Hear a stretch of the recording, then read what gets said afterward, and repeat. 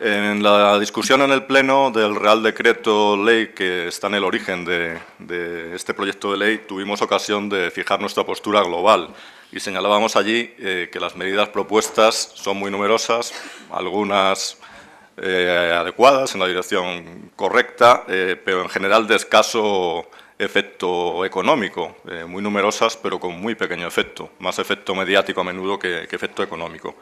Y una primera cautela que nos generaba era el caos legislativo que se estaba generando en torno al emprendimiento. El emprendimiento es una idea, una palabra muy de moda y, en consecuencia, están predominando las leyes de forma muy descoordinada. Hay leyes autonómicas numerosas, hay una ley estatal pendiente, está el proyecto que aquí estamos discutiendo. Por eso nuestra primera enmienda, número 122, lo que propone es armonizar, coordinar toda esta legislación, porque una vez más estamos generando un caos legislativo, aunque sea con buenas intenciones. El primer bloque de propuestas de este proyecto tiene que ver con las medidas de fomento del emprendimiento y el autoempleo. Es el tipo de medidas que señalaba antes que, en nuestra opinión, van en la línea correcta, pero se quedan demasiado cortas. Tienen un efecto muy limitado, porque se limitan únicamente a los jóvenes menores de 30 años, en el caso de los hombres, de 35 en el caso de las mujeres. Nuestras enmiendas han ido en la línea de generalizar estas medidas, abrirlas a cualquier desempleado, independientemente de la edad, con lo que su efecto se multiplicaría claramente.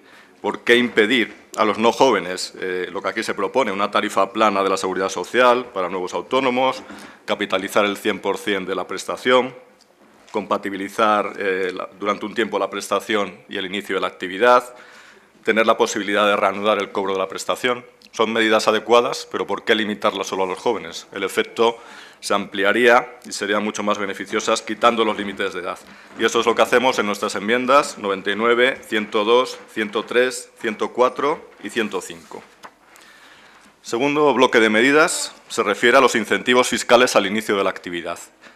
Como señalamos en el Pleno, la filosofía de estas medidas fiscales es que cuando las empresas tengan beneficios, paguen menos impuestos. Pero para el que está iniciando su actividad no es tan importante esto, porque cuando tenga beneficios puede ser adelante en el futuro, dentro de unos años, y su problema inmediato es tener recursos para poner en marcha su actividad. Por eso nosotros creemos que sería más útil mejorar directamente esta fase de inicio de la actividad. Y en esa línea van nuestras enmiendas que tienen que ver con la fiscalidad. Proponemos, por ejemplo, que la devolución del IVA, que generalmente se hace a los 6 meses, para nuevas empresas se haga a los 2 meses, porque las nuevas empresas suelen tener un IVA a devolver y esto les proporcionaría liquidez. Una segunda propuesta tiene que ver con, durante los años 2013 y 2014, bonificar las tasas municipales por licencias de apertura, un coste que tiene la empresa cuando está empezando a funcionar. Y nuestra tercera enmienda de tipo fiscal se refiere al impuesto del patrimonio, un impuesto que hay que reformar en profundidad, pero entre tanto se hace esto. Hay una exención por activos empresariales generalizada que podría ligarse a la creación de empleo, al mantenimiento de cierto nivel de empleo. A esto se dedican nuestras enmiendas 109, 110, 108. Un tercer bloque de medidas son de tipo laboral.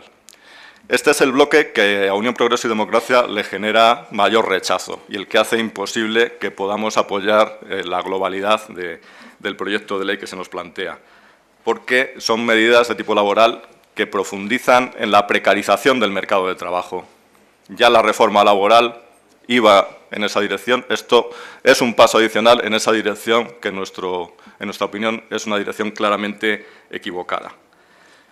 Se introduce un contrato a tiempo parcial con una vinculación formativa muy difusa. Hay un contrato de primer empleo joven, que es un contrato temporal sin causa, y hay unas prácticas para el primer empleo en las que da igual en qué año se obtuvo el título sobre el que supuestamente se está practicando. Son medidas de precarización del empleo que rechazamos rotundamente.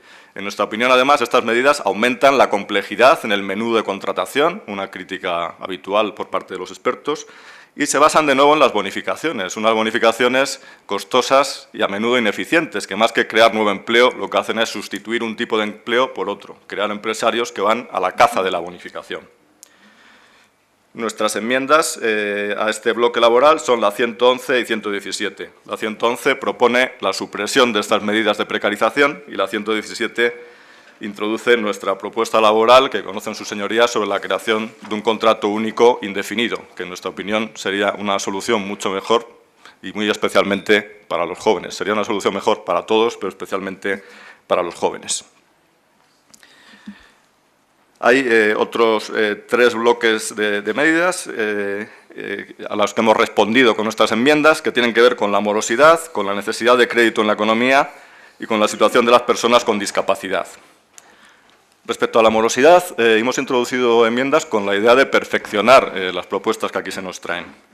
Por ejemplo, proponemos que el plazo de pago de 60 días se aclare, se especifique, que es desde la recepción de los bienes y servicios. Que no sean 30 días de aceptación y comprobación a los que se sumarían estos 60 días. A menudo las grandes empresas abusan de su situación de dominio respecto a los pequeños proveedores y esta clarificación sería una forma de evitarlo. La enmienda 114 lo que intenta es evitar las cláusulas abusivas que hagan que esta lucha contra la morosidad acabe siendo ineficiente. Intenta forzar la nulidad de esas cláusulas abusivas. La enmienda 121 se refiere a la morosidad de las administraciones territoriales, comunidades y ayuntamientos.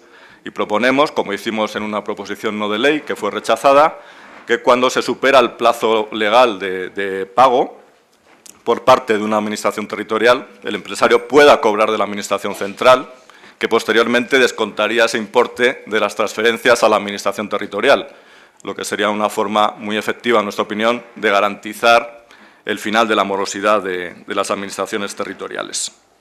Y por último, la enmienda 123 se dedica a unas derogaciones normativas de leyes antiguas que creemos que están en contradicción con esta nueva legislación y por seguridad jurídica convendría aclarar que quedan derogadas. El siguiente bloque, como les decía, tiene que ver con enmiendas destinadas a la recuperación del crédito en la economía española. Tenemos 4 propuestas en ese sentido. En primer lugar, una línea que ya existe del ICO, dedicado a los microcréditos, reformarla de forma que la necesidad de avales no sea tan estricta como en la actualidad. Mejorar las condiciones de esa línea, que, insisto, ya está dotada, no requiere de nuevos recursos, solo de más flexibilidad en el uso de los recursos, en lo que se relaciona con la necesidad de avales. La segunda propuesta tiene que ver con el crédito a las pymes en las entidades bancarias nacionalizadas. El presidente del Gobierno expresa deseos de que haya más crédito, pero hay entidades que están en manos del sector público. El Gobierno no tiene que expresar deseos, puede decirles directamente lo que tienen que hacer. Y nuestra enmienda es tan modesta como intentar que el crédito a las pymes no disminuya en términos reales. Se les ponga un objetivo de aumento del crédito por lo menos similar a la inflación anual. Es decir, ni siquiera se pide que aumente, solo que no disminuya en términos reales. Una tercera propuesta tiene que ver con que el ICO facilite avales de forma que sea posible la titulización de los préstamos a las pymes que están en los balances de las entidades financieras, lo que liberaría recursos en esas entidades para dar nuevo crédito. Y por último, proponemos, en relación con el crédito, la creación de una red pública de mentores que a los nuevos empresarios les acompañe en la creación de su empresa, les asesore, y podría estar ligado este asesoramiento a la concesión de crédito, de forma que los nuevos empresarios, sobre todo jóvenes, recibiesen no solo el posible crédito, sino algún tipo de asesoramiento de esta red de mentores. Y nuestras últimas enmiendas tienen que ver con la situación de las personas con discapacidad, un colectivo con una muy baja tasa de empleo, incluso antes de la crisis, y cuya situación se ha agravado como consecuencia de la crisis. Hay 3 enmiendas, 101, 107, 124, que proponen que si estas personas se dan de alta como autónomos o trabajadores por cuenta propia, reciban más bonificaciones, especialmente si se trata de jóvenes en este caso. La segunda propuesta se refiere a que la deducción que hay ya hoy en el impuesto de sociedades, cuando se crea empleo ligado a la discapacidad, se actualice, porque es una cantidad que hace tiempo que no se revisa, y se module según el grado de discapacidad del beneficiario. Y, por último, proponemos que se exija el cumplimiento de la cuota del 2% de empleo para discapacitados en aquellas empresas que opten a contratos y subvenciones públicas. Como ven, señorías, son muchas enmiendas que se han planteado con un espíritu constructivo sobre temas muy variados, y por eso nos sorprende, y nos sumamos a los comentarios de la portavoz anterior, que no haya sido posible llegar prácticamente a ningún acuerdo, no hayan tenido apenas acogida. Nos parece un ejemplo de la falta de receptividad del partido mayoritario a las ideas del conjunto de la oposición, a los que luego encima se le acusa de carecer de ideas. Solo ha habido un acuerdo para plantear una enmienda transaccional que liga nuestra enmienda 114 con la 287 del Partido Popular en el asunto de evitar las cláusulas abusivas en referencia a la morosidad. Por esto va a ser difícil que nuestro grupo pueda apoyar este texto legal en su conjunto.